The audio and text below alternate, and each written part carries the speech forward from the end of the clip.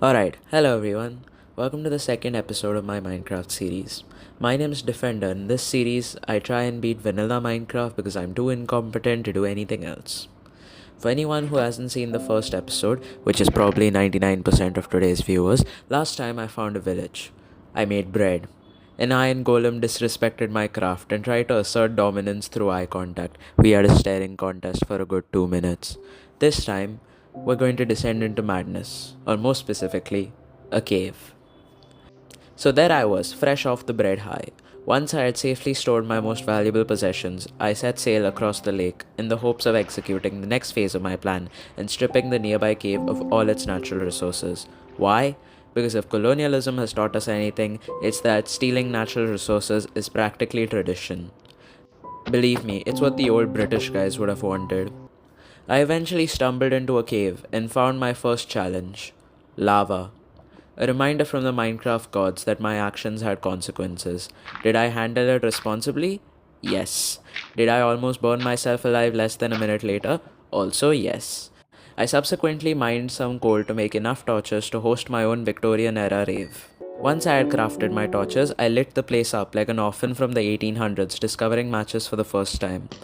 Once that was done, the cave seemed like it was no longer just a cave, but now a very well lit death trap. I also murdered a zombie here, so I think it's only fitting that I get murdered by another zombie a minute later. It's a vicious cycle. I also found iron. Finally, something useful. I mined like my life depended on it, which in a way it kind of did. I died. A lot. But I came back, just like William Afton.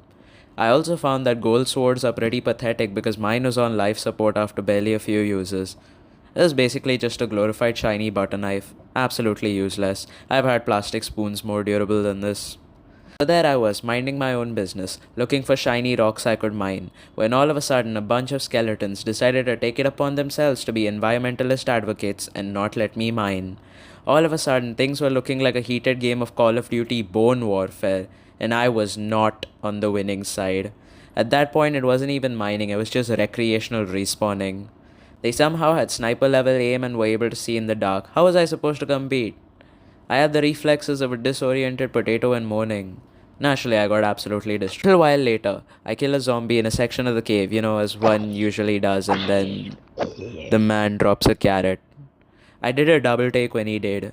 I stood there in stunned silence. He could have just dropped rotten flesh like everyone else, but no.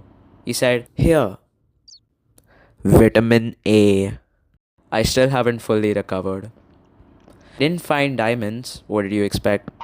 But I did get a potion thrown at my face by a witch who sensed that I was finally doing okay and decided that was absolutely unacceptable.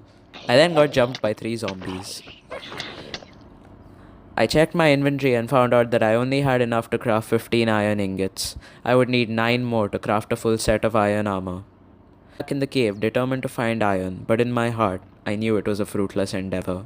I had already looted the cave of all of its natural resources, so was that it then? Was it all for nothing? Did I only have 15 iron ingots to show for my efforts? But then, fate intervened. On my way out of the cave, while fighting off a zombie and a skeleton, I discovered an iron vein. It was as if the game itself knew I was losing and gave me pity ingots. I might have cried a little, internally. It was that I got enough to make 9 iron ingots, which was the exact amount I needed to make a full set of iron armor. It was like a Christmas miracle. But in April. That's it for today's video. Thank you for making it this far, I really appreciate it. I won't ask you to like and subscribe because begging for views is cringe, but emotional manipulation, that's still on the table. Although I wouldn't really mind if you did like and subscribe. But yeah, thanks for watching and I'll see you all in the next video.